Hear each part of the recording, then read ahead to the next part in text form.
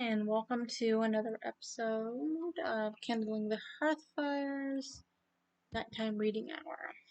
And this is Tryst Tuesday. And today we are going to be reading chapter 17 of Persuasion. We're now in the second book of two, about 57% according to my Kindle through the book. Apparently 4 hours and 56 minutes left in the book. We'll see how far that goes. But chapter 17 of Persuasion for our Tryst Tuesday. So everybody's settled.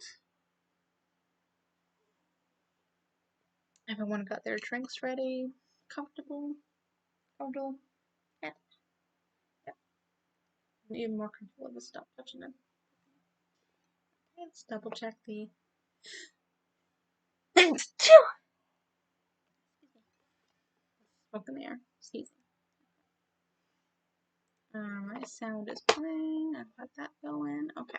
Alright. So settled in and start with chapter 17 of Persuasion.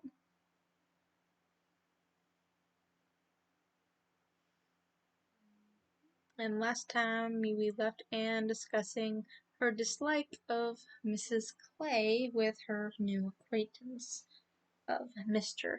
Elliot, and dismissing her dislike of him because the shared dislike between them of Mrs. Clay. We'll see later on how that pans out. But here we go, chapter 17. While Sir Walter and Elizabeth were assiduously pushing their good fortune in Laura Place, Anne was renewing an acquaintance of a very different description. She had called on her former governess, and had heard from her of there being an old schoolfellow in Bath, who had the two strong claims on her attention of past kindness and present suffering. Miss Hamilton, now Mrs. Smith, had shown her kindness in one of those periods of her life where it had been most valuable. Anne had gone unhappy to school, grieving for the loss of a mother whom she dearly loved, feeling her separation from home, and suffering as a girl of 14 of strong sensibility and not high spirits must suffer at such a time, and Miss Hamilton 3 years older than herself, but still from the want of near relations and a settled home, remaining another year at school, had been useful and good to her in a way which had considerably lessened her misery, and could never be remembered with indifference. Miss Hamilton had left school, had married not long afterwards, was said to have married a man of fortune, and this was all that Anne had known of her, till now that her governess's account brought her situation forward in a more decided but very different form. She was a widow and poor. Her husband had been extravagant, and at his death, about 2 years before, had left his affairs dreadfully involved. She had difficulties of every sort to contend with, and in addition to these distresses, had been afflicted with a severe rheumatic fever, which, finally settling in her legs, had made her for the present a cripple.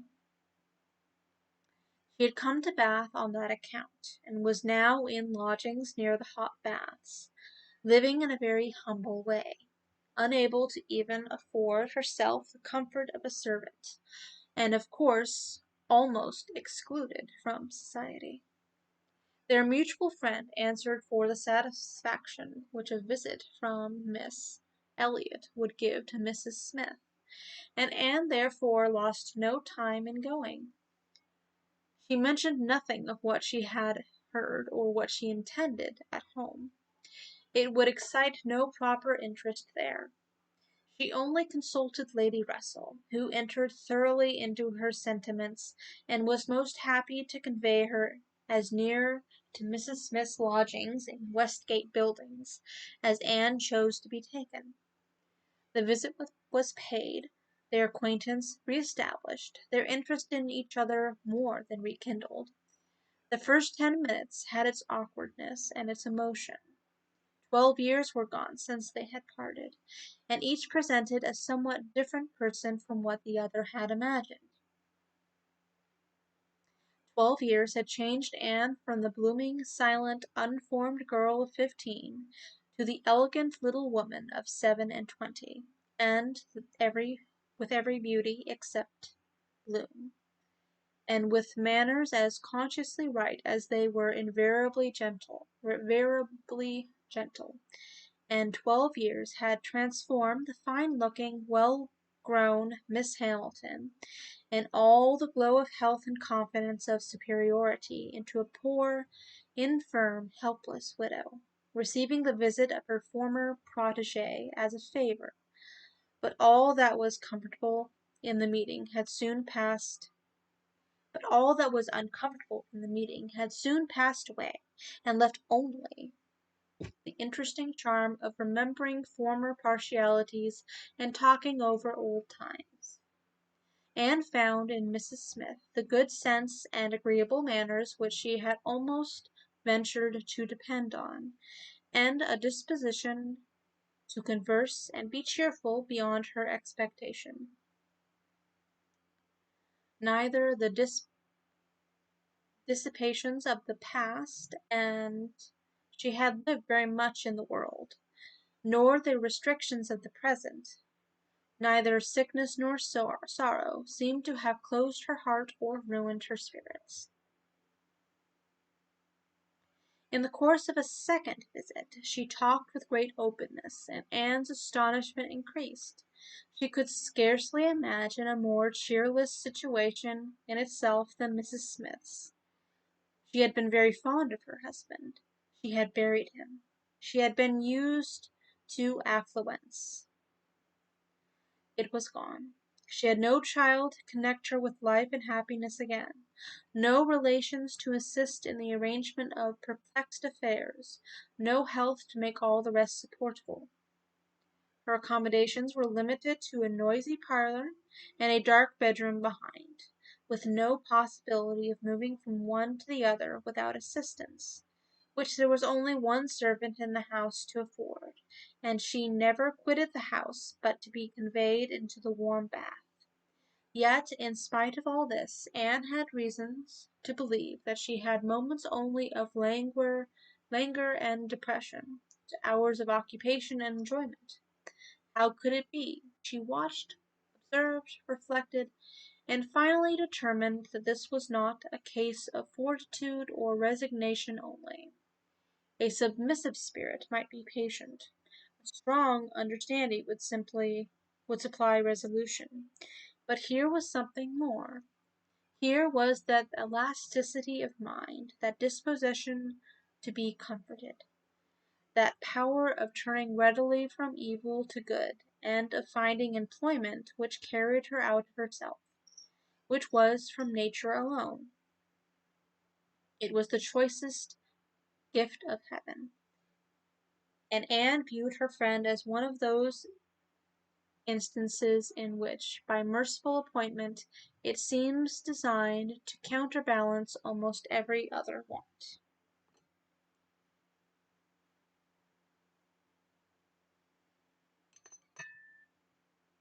There had been a time, Mrs. Smith told her, when her spirits had nearly failed. She could not call herself an invalid now, compared with her state on first reaching Bath. Then she had indeed been a pitiable object, for she had caught cold on the journey, and had hardly taken possession of her lodgings before she was again confined to her bed, and suffering under severe and constant pain. And all this among strangers, with the absolute necessity of having a regular nurse, and finances at the moment particularly unfit to see any extraordinary expense. She had weathered it, however, and could truly say that it had done her good. It had increased her comforts by making her feel herself to be in good hands. She had seen too much of the world to expect sudden or disinterested attachment anywhere, but her illness had proved to her that her landlady had a character to preserve, and would not use her ill, and she had been particularly fortunate in her nurse, as a sister of her landlady, a nurse by profession, and who had always a home in that house when unemployed, chanced to be at liberty just in time to attend her. And she, said Mrs. Smith, besides nursing me most admirably, has really proved an invaluable acquaintance. As soon as I could use my hands, she taught me to knit, which has been a great amusement, and she put me in the way of making these little thread cases, pincushions, and card racks, which you always find me so busy about, and which supply me with the means of doing a little good to one or two very poor families in this neighborhood. She had a large acquaintance, of course, professionally, among those who can afford to buy, and she disposes of my merchandise. She always takes the right time for implying. Everybody's heart is open, you know, when they have recently escaped from severe pain, or are recovering the blessing of health, and the nurse Rook thoroughly understands when to speak. She is a shrewd, intelligent, sensible woman. Hers is a line for seeing human nature, and she has a fund of good sense and observation, which as a companion make her infinitely superior to thousands of those who, having only received the best education in the world, know nothing worth attending to. Call it gossip if you will, but when Nurse Rook has half an hour's leisure to bestow on me, she is sure to have something to relate that is entertaining and profitable, something that makes one know one's species better. One likes to hear what is going on, to be au fait as to the newest modes of being trifling and silly. To me, who live so much alone, her conversation, I assure you, is a treat. Anne, far from wishing to cavil on the pleasure, replied, I can easily believe it. Women of that class have great opportunities, and if they are intelligent, may be well worth listening to. Such varieties of human nature as they are in the habit of witnessing, and it is not merely in its follies that we are well read, for they see it occasionally under every circumstance that can be most interesting or affecting. What instances must pass before them of ardent, disinterested, self-denying attachment, of heroism, fortitude, patience, resignation, of all the conflicts and all the sacrifices that ennoble us most. A sick chamber may often furnish the worth of volumes. Yes, said Mrs. Smith, more doubtingly. Sometimes it may, though I fear its lessons are not often in the elevated style you describe. Here and there, human nature may be great in times of trial, but generally speaking, it is its weaknesses, and not its strength, that appears in a sick chamber. It is selfishness and impatience, rather than generosity and fortitude, that one hears of. There is so little real friendship in the world, and unfortunately, speaking low and tremulously, there are so many who forget to think seriously till it is almost too late. Anne saw the misery of such feelings. The husband had not been what he ought, and the wife had been led among that part of mankind which made her think worse of the world than she hoped it deserved. It was but a passing emotion, however, with Mrs. Smith. She shook it off, and soon added in a different tone, I do not suppose the situation my friend Mrs. Rook is in at present will furnish much either to interest or edify me.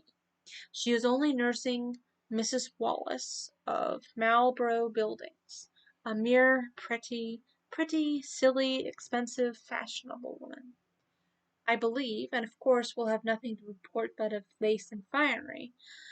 I mean to make my profit of Mrs. Wallace, however. She has plenty of money, and I intend she shall buy all the high-priced things I have in hand now."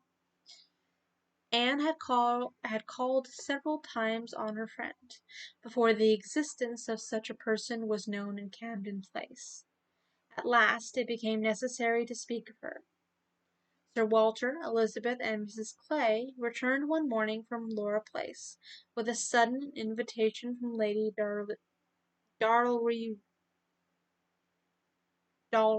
Dalrymple, get it right eventually, Dalrymple, for the same evening, and Anne was already engaged to spend that evening in the Westgate Buildings. She was not sorry for the excuse. They were only asked, she was sure, because Lady Dalrymple, being kept at home by a bad cold, was glad to make use of the relationship which had been so pressed on her, and she declined on her own account with great alacrity. She was engaged to spend the evening with an old schoolfellow. They were not much interested in anything relative to Anne, but still there were questions enough asked, to make it understood what this old schoolfellow was, and Elizabeth was disdainful and Sir Walter severe. "Westgate Buildings," said he, "and who is Miss Anne Elliot to be visiting in Westgate Buildings? A Mrs. Smith, a widow Mrs. Smith. And who was her husband? One of 5,000 Mr. Smiths whose names are to be met with everywhere. And what is her attraction? That she is old and sickly. Upon my word, Miss Anne Elliot, you have the most extraordinary taste. Everything that revolts other people, low company, paltry rooms, foul air, disgusting associations, are inviting to you. But surely you may put off this old lady till tomorrow. She is not so near her end, I presume, but that she may hope to see another day. What is her age? 40? No, sir, she is not 31. But I do not think I can put off my engagement, because it is the only evening for some time which will at once suit her and myself. She goes into the warm bath tomorrow, and for the rest of the week, you know, we are engaged." "But what does Lady Russell think of this acquaintance?" asked Elizabeth. "She sees nothing to blame in it," replied Anne. "On the contrary, she approves it, and it has generally taken me when I have called on Mrs. Smith." "Westgate Buildings must have been rather surprised by the appearance of a carriage drawn up near its pavement," observed Sir Walter. "Sir Henry Russell's widow, indeed, has no honours to distinguish her arms, but still it is a handsome equipage, and no doubt a well known to convey a Miss Elliot.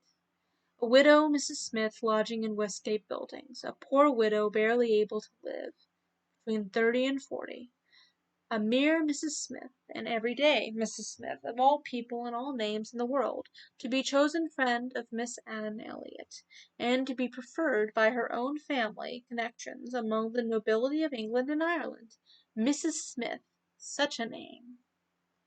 Mrs. Clay, who had been present while all this passed, now thought it advisable to leave the room, and Anne could have said much, and did long to say a little in defence of her friend's not very dissimilar claims to hers, but her sense of personal respect to her father prevented her. She made no reply. She left it to himself to recollect that Mrs. Smith was not the only widow in Bath, between 30 and 40, with little to live on, and no surname of dignity. Anne kept her appointment.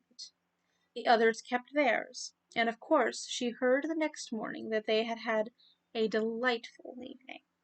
She had been the only one of the set absent, for Sir Walter and Elizabeth had not only been quite at her ladyship's service themselves, but had actually been happy to be employed by her in collecting others, and had been at the trouble of inviting both Lady Russell and Mr. Elliot, and Mr. Elliot had made a point of leaving Colonel Wallis early. and Lady Russell had fresh arranged all her evening engagements in order to wait on her. Anne had the whole history of all that such an evening would supply from Lady Russell. To her, its greatest interest must be in having been very much talked of between her friend and Mr. Elliot, in having been wished for, regretted, and at the same time honoured for staying away in such a cause. Her kind, compassionate visits to this old schoolfellow, sick and reduced, seemed to have quite delighted Mr. Elliot. He thought her a most extraordinary young woman in her temper, manners, mind, and model of female excellence. He could meet even Lady Russell in a discussion of her merits, and Anne could not be given to understand so much by her friend, could not know herself to be so highly rated by a sensible man, without many of those agreeable sensations which her friend meant to create. Lady Russell was now perfectly decided in her opinion of Mr. Elliot. She was as much convinced of his meaning to gain Anne in time as of his deserving her, and was beginning to calculate the number of weeks which would free him from all the remaining restraints of widowhood, and leave him at liberty to exert his most open powers of pleasing. She would not speak to Anne with half the certainty she felt on the subject. She would venture on little more than hints of what might be hereafter, of a possible attachment on his side, of the desirableness of the alliance, supposing such attachments to be real and returned. Anne heard her and made no violent exclamations. She only smiled, blushed, and gently shook her head. "I am no matchmaker, as you well know," said Lady Russell, being much too well aware of the uncertainty of all human events and calculations.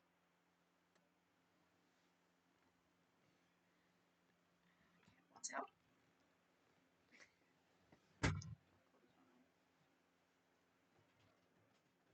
What? Nope, nope. There.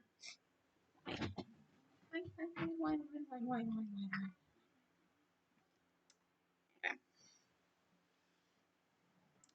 I only mean that if Mr. Elliot should some time hence pay his addresses to you, and if you should be disposed to accept him, I think there would be every possibility of your being happy together. A most suitable connection, everybody must consider it, but I think it might be a very happy one. Mr. Elliot is an exceedingly agreeable man, and in many respects I think highly of him," said Anne, "but we should not suit."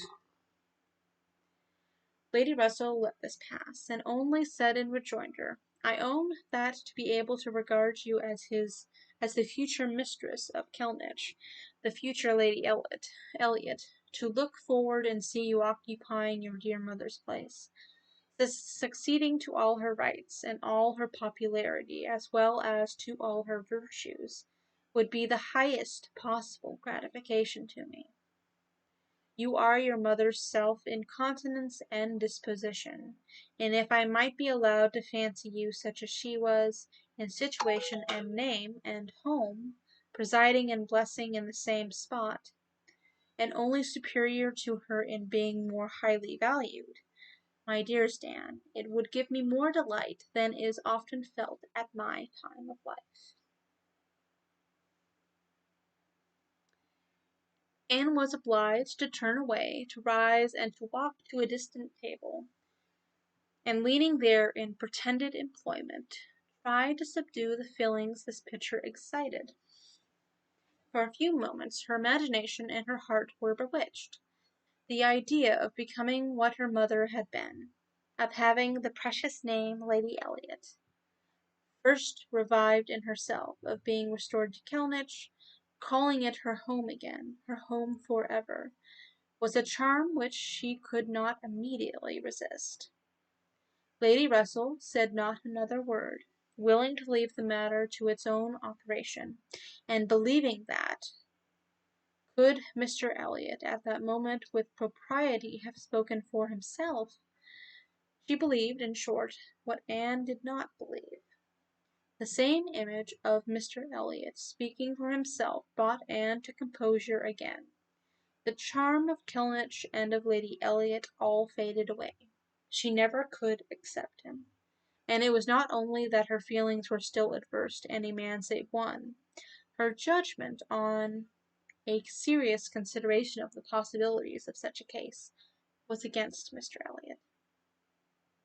Though they had now been acquainted a month, she could not be satisfied that she really knew his character, that he was a sensible man, an agreeable man, that he talked well, professed good opinions, seemed to judge properly, and was a man of principle. This was all clear enough. He certainly knew what was right, nor could she fix on any one article of moral duty evidently transgressed. But yet she would have been afraid to answer for his conduct. She distrusted the past, if not the present. The names which occasionally dropped of former associates, the allusions to former practices and pursuits, suggested suspicions not favourable of what he had been. She saw that there had been bad habits, that Sunday travelling had been a common thing, that there had been a period of his life, and probably not a short one, when he had been, at least, careless in all serious matters. And though he might not answer for the true sentiments of a clever, cautious man, grown old enough to appreciate a fair character, how could it ever be ascertained that his mind was truly cleansed? Mr. Elliot was rational, discreet, polished, but he was not open. There was never any burst of feeling, any warmth of indignation or delight at the evil or good of others. This to Anne was a decided imperfection. Her early impressions were incurable. She prized the frank, the open-hearted, the eager character beyond all others. Warmth and enthusiasm did captivate her still. She felt that she could do so much more. Depend upon the sincerity of those who sometimes looked or said a careless or hasty thing, than of those whose presence of mind never varied, whose tongue never slipped. Mr. Elliot was too generally agreeable. Various as were the tempers in her father's house, he pleased them all. He endured too well, stood too well with everybody. He had spoken to her with some degree of openness of Mrs. Clay, had appeared completely to see what Mrs. Clay was about, and to hold her in contempt. And yet Mrs. Clay found him as agreeable as anybody. Lady Russell saw either less or more than her young friend, for she saw nothing to excite distrust.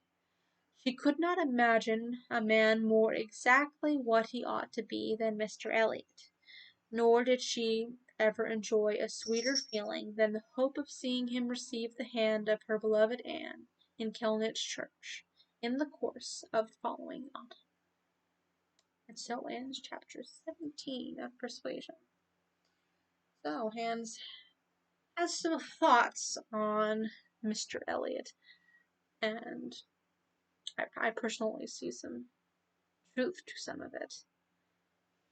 I would rather have someone be frank with me and sometimes slip than have someone who is too carefully controlled in their behavior, and you never quite know what's really underneath. So that ends chapter 17 of Persuasion, and next week on Tuesday we'll be continuing to chapter 18. So tomorrow is Wednesday, which is my day off of tech readings. But on Thursday, we will be continuing with our Trippy Thursday. And we will be continuing on to the next chapter, to War of the Worlds. Which chapter are we on? I don't know. Shut up. We'll be on chapter 3 of the second book. of War of the World, and only 10 chapters to the second book. So it'll be fairly short. Basically, it tells me we're 68% of the way through and about 3 hours and 1 minute left in the book. So that's where we are at the moment. So see you Thursday for Trippy Thursday and War of the World. Or if you're just interested in this particular night, which is one of my favorite books by Jane Austen, we'll be continuing on with chapter 18 of Persuasion next week. Same time, same place. The audio will be available on where the podcast is available, most podcatchers. And also be available on Patreon, YouTube, and I'll also be posting on Facebook Live as well. So, see everyone then. Hope you have a very good evening and be well.